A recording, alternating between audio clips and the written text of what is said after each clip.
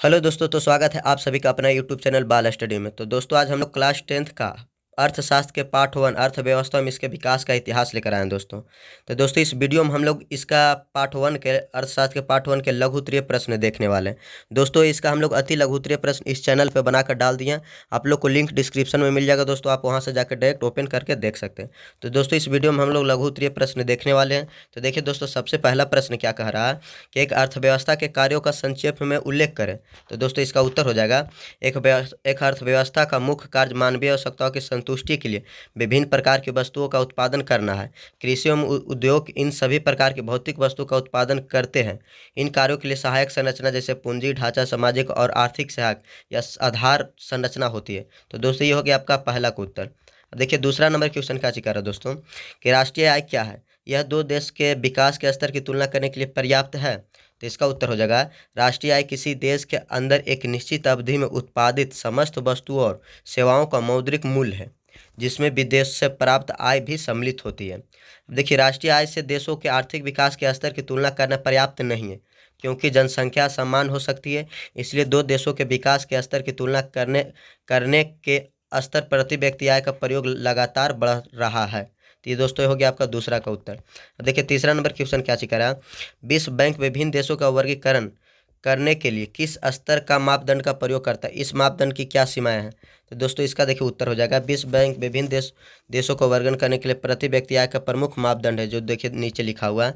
मापदंड के रूप में 2006 के अपने विश्व विकास प्रतिवेदन वर्ल्ड डेवलपमेंट रिपोर्ट 2006 में किया गया है। 2004 में जिन देशों की प्रति व्यक्ति आय, जिन देशों की 2004 में, कब की बात बोला, 2004 में, जिन देशों की प्रति व्यक्ति आय 4,53,000 रुपये प्रति वर्ष है या उससे अधिक है, उन्हें समृद्ध देश, या जिन देश की प्रति व्यक्ति वार्षिक आय 37,000 रुपया है उससे या उससे कम है, तो उन्हें निम्न आय वाला देश की श्रेणी में रखा गया। कौन सा आय वाला? निम्न आय वाला। परंतु प्रति व्यक्ति आय के वितरण की असमानताओं को छिपा देती है। यानी जो प्रति व्यक्ति आय जो क्या होता है, वितरण की आय की वितरण की असमानताओं को क्या कर देती है, छिपा देती है। ठीक, तो देखिए हो गया आपका दोस्तों, ये हो गया आपका तीसरा का उत्तर। अब देखिए चौथा नंबर क्वेश्चन क्या बोल रहा है, औसत अथवा प्रति व्यक्ति आय क्या है, विश्व बैंक ने इस आधार पर विभिन्न देशों को किस प्रकार वर्गीकरण किया। तो इसका उत्तर हो जाएगा देश की कुल जनसंख्या से राष्ट्रीय आय में भाग देने से जो भागफल आता है उसे प्रति व्यक्ति आय या औसत आय कहते हैं। क्या कहते, प्रति व्यक्ति आय या औसत, यानी कुल जनसंख्या से क्या करना, राष्ट्रीय आय में भाग देना, राष्ट्रीय आय में भाग देना। विश्व बैंक के इस आधार पर उच्च आय वाले देश विकसित देश और निम्न आय वाले देश विकासशील देश के रूप में देशों का वर्गीकरण करते हैं। तो देखिए इसका हो जाएगा चौथा का उत्तर, ये हो गया दोस्तों। देखिए पांचवा नंबर क्वेश्चन क्या कह रहा है कि विश्व विकास को मापने का संयुक्त राष्ट्र विकास कार्यक्रम UNDP का मापदंड किस प्रकार विश्व बैंक के मापदंड से अलग है। तो इसका उत्तर हो जाएगा विश्व बैंक ने 2006 के अपने विश्व विकास प्रतिवेदन में विभिन्न देश को वर्गीकरण करने के लिए प्रति व्यक्ति आय को मापदंड के रूप में प्रयोग किया है। किसको प्रयोग किया? प्रति व्यक्ति आय को। ठीक बोला। इसके आगे देखिए, परंतु संयुक्त राष्ट्र विकास कार्यक्रम UNDP विभिन्न देशों की तुलना या वर्गीकरण करने के लिए मानव विकास प्रतिवेदन जो 1990 से प्रतिवर्ष प्रकाशित कर रही है, मापदंड के रूप में प्रयोग करती है। यानी देखिए मानव विकास प्रतिवेदन है ना, इसका भी क्या कर रही है, प्रयोग करती है। ठीक, उसके बाद देखिए क्या कह रहा है कि इसमें देशों के शैक्षणिक स्तर और स्वास्थ्य स्थिति और प्रति व्यक्ति आय के आधार के रूप में लिया जाता है। यानी ये देखिए शैक्षणिक स्तर, स्वास्थ्य स्थिति, प्रति व्यक्ति आय के आधार भी लिया गया। ठीक दोस्तों, ये हो गया आपका पांचवा का उत्तर। अब देखिए छठा नंबर क्वेश्चन क्या कह रहा है, हम औसत का प्रयोग क्यों करते हैं, इसके प्रयोग की क्या सीमा है, विकास से जुड़े उदाहरण द्वारा स्पष्ट करें। तो देखिए उसका उत्तर हो जाएगा औसत या प्रति व्यक्ति आय किसी देश की विकास की जानकारी प्राप्त करने का एक महत्वपूर्ण मापदंड है। प्राप्त करने का जानकारी प्राप्त करने का एक महत्वपूर्ण मापदंड है।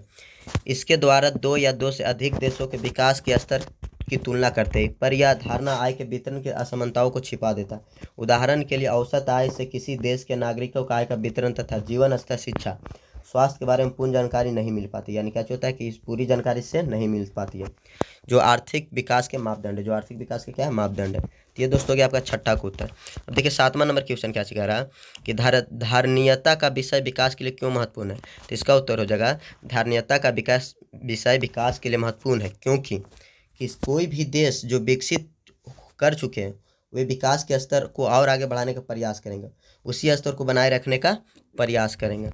परंतु पर्यावरण विशेषज्ञों के अनुसार विकास का वर्तमान प्रकार एवं स्तर धारणीय नहीं है। इसका कारण प्राकृतिक संसाधनों का अत्यधिक विदोहन तथा दुरुपयोग है। यानी प्राकृतिक संसाधन के कारण अत्यधिक विदोहन तथा दुरुपयोग हो रहा है, जिससे पर्यावरण, जीवन धारण और भूमंडल के लिए कई समस्याएं उत्पन्न हो रही। कई समस्याएं का हो रही उत्पन्न हुई है, जो विकास की गति में बाधक है, जो विकास की गति में बाधक। तो ये हो गया आपका दोस्तों 7वां नंबर क्वेश्चन का उत्तर। देखिए 8वां नंबर बोला आर्थिक विकास के प्रमुख आर्थिक कारकों को उल्लेख करें। तो देखिए इसका उत्तर हो जाएगा आर्थिक विकास के प्रमुख कारक में सबसे पहला कारक है प्राकृतिक संसाधन। कौन सा पहला? प्राकृतिक संसाधन। तो देखिए प्राकृतिक संसाधन क्या कहते हैं? तो भूमि, जंगल, नदी आदि प्राकृतिक संसाधन है जो किसी देश के प्रकृति द्वारा प्रदान किए जाते हैं। इन पर श्रम एवं पूंजी का प्रयोग कर वस्तु और सेवाओं का उत्पादन होता है। दूसरा पूंजी निर्माण। तो देखिए पूंजी निर्माण क्या है? तो बोला अर्थव्यवस्था के विकास में पूंजी का योगदान महत्वपूर्ण होता है। यानी किसी भी देश का अर्थव्यवस्था का विकास करना तो क्या चाहिए? पूंजी का योगदान महत्वपूर्ण होता है।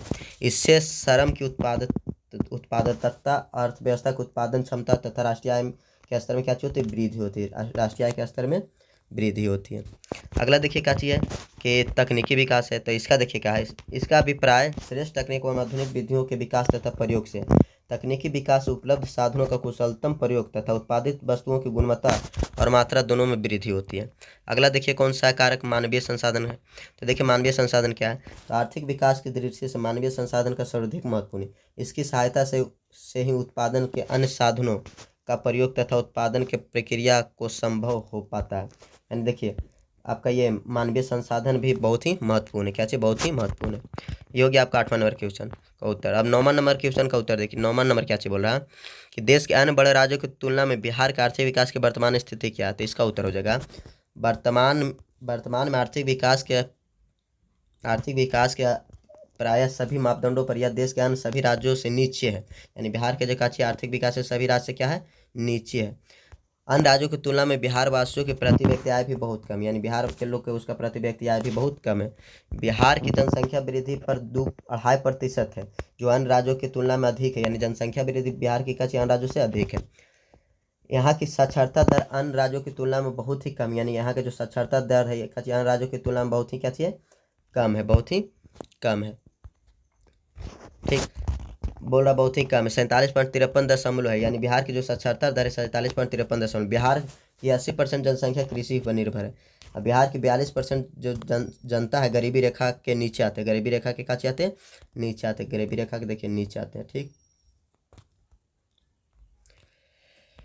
अब ये हो गया आपका 9वां का उत्तर। अब 10वां नंबर क्वेश्चन क्या है? बोला अधिसंरचना विकास की दृष्टि से बिहार की क्या स्थिति है? तो अधिसंरचना विकास की दृष्टि से बिहार अन्य विकसित राज्यों की तुलना में पीछे है। यानी क्या दृष्टि है? पीछे। यानी बिहार क्या चीज? पीछे। राज्य में प्रति व्यक्ति बिजली का उपयोग कम है। कृषि, उद्योग, व्यापार के लिए राज्य में सड़कों की स्थिति दयनीय है। देश के सबसे अधिक निरक्षर बिहार राज्य में, यानी सबसे कम पढ़ा लिखा कहाँ है? बिहार में। राज्य के स्वास्थ्य सेवा भी जर्जर की अवस्था में, यानी राज्य का जो स्वास्थ्य सेवा वो भी क्या चीज? खराब है। जर्जर मतलब खराब है। ठीक, अगला देखिए क्वेश्चन 11 क्या बोल रहा है कि बिहार में विकास की भावी संभावनाएं क्या है? तो इसका उत्तर हो जाएगा बिहार आर्थिक दृष्टि से पिछड़ा हुआ राज्य है। बिहार आर्थिक दृष्टि से कैसा राज्य है? पिछड़ा हुआ राज्य है। इसके विकास का स्तर बहुत निम्न है। पिछले दशक के अंतर्गत जहां पंजाब, हरियाणा, महाराष्ट्र, गुजरात तथा दक्षिण भारत के राज्यों का बहुत तेजी से विकास हुआ, वहां बिहार के विकास की दर बहुत धीमी रही। उड़ीसा के बाद हमारे राज्य में निर्धनों का प्रतिशत सर्वाधिक है। यानी हम लोग सबसे आगे हैं निर्धनता में, और सेकेंड नंबर पर उड़ीसा। बोला क्या चीज? निर्धनता में जीवन यापन करते हैं। लेकिन इससे यह निष्कर्ष निकालना गलत होगा कि इस राज्य में विकास की संभावना नहीं हो रही। विभाजन के पश्चात खनिज संपदा से वंचित हो जाने पर भी बिहार का गन्ना, जूट, चाय आदि कई प्रकार के व्यावसायिक फसलों का उत्पादन होता है। यानी जब हम लोग झारखंड से अलग हो गया तो हम लोग को क्या चाहिए हुआ था? खनिज उनिज नहीं मिला था। इसके अलावा भी हम लोग क्या चाहिए? खनिज नहीं रहने के बाद भी हम लोग गन्ना, जूट, चाय के उत्पादन क्या चाहिए कर हमेशा कर रहे हैं। तथा राज्य के कृषि आधारित उद्योग का विकास संभावना बहुत अधिक है। यानी हम लोग जो कृषि वाला क्षेत्र है उसको हम लोग बहुत कर रहे हैं। ठीक, यह संतोष का विषय है कि पिछले कुछ वर्षों से बिहार राज्य के विकास के अवरोध को दूर करने के लिए प्रयत्नशील है। इससे राज्य में आर्थिक विकास की प्रक्रिया तेज हुई। यानी कहने का मतलब होगा क्या चाहिए कि बिहार में धीरे धीरे विकास की अवधि अभी चल रही है, यानी विकास हो रहा है बिहार में। ठीक, तो ये हो गया आपका 11 नंबर क्वेश्चन का उत्तर। अब देखिए 12 नंबर क्वेश्चन क्या बोला? हमारी मूलभूत आवश्यकताओं का विकास से आप क्या समझते हैं? तो इसका उत्तर हो जाएगा हमारी आवश्यकताओं का विकास से घनिष्ठ संबंध है। मनुष्य आवश्यकताओं से प्रेरित होकर ही विकास का प्रयास करता है। मानवीय आवश्यकताओं अनंत एवं असीमित है तथा उनकी कोई सीमा नहीं, परंतु उसकी कुछ मूलभूत आवश्यकताएं होती हैं जिनकी पूर्ति आवश्यक है। आज विश्व के विभिन्न देशों को प्राय 2 वर्गों में विभाजित किया गया है, विकसित एवं विकासशील। America, Britain, France, Germany, Japan ये सब विकसित है। आदि देश को विकसित देश की श्रेणी में रखा गया क्योंकि इन देशों में प्राय अपने सभी नागरिकों को मूलभूत आवश्यकताओं को पूरा करने की क्षमता है। विकसित देशों की राष्ट्रीय प्रति व्यक्ति बहुत आसानी से हो जाती है। इसके विपरीत भारत, पाकिस्तान, नेपाल, श्रीलंका, बांग्लादेश आदि, ये सब जो भारत, पाकिस्तान, श्रीलंका, नेपाल, बांग्लादेश आदि जो अर्ध विकसित अथवा विकासशील देशों के उदाहरण है, विकास के स्तर यहाँ निम्न है होने के कारण क्या चाहिए, यहाँ निर्धन देशों की श्रेणी में, ये हम लोग कौन सा देश के श्रेणी में आते हैं, निर्धन के देश में श्रेणी में आते हैं, तथा इनके निवासी अपनी मूलभूत आवश्यकताओं से वंचित है, यानी हम लोग को मूलभूत आवश्यकताओं की पूर्ति नहीं हो रही है, यानी हम लोग वंचित है, क्या चाहिए, वंचित है। देश के अल्प विकास के कारण ही हमारी जनसंख्या का एक बड़ा भाग निर्धन है, हम लोग की जनसंख्या जो क्या चाहिए, निर्धन है, यानी गरीब है हम लोग, और उसकी अनिवार्य आवश्यकता की पूर्ति नहीं हो पाती। तो ये हो गया आपका 12 नंबर क्वेश्चन का उत्तर। तो दोस्तों अगर वीडियो आप लोग को पसंद आया होगा तो दोस्तों वीडियो को लाइक कर देगा, सब्सक्राइब कर देगा चैनल को, और दोस्तों ये वीडियो को अपने दोस्तों को ग्रुप में शेयर कर देगा। तब तक के लिए थैंक यू दोस्तों।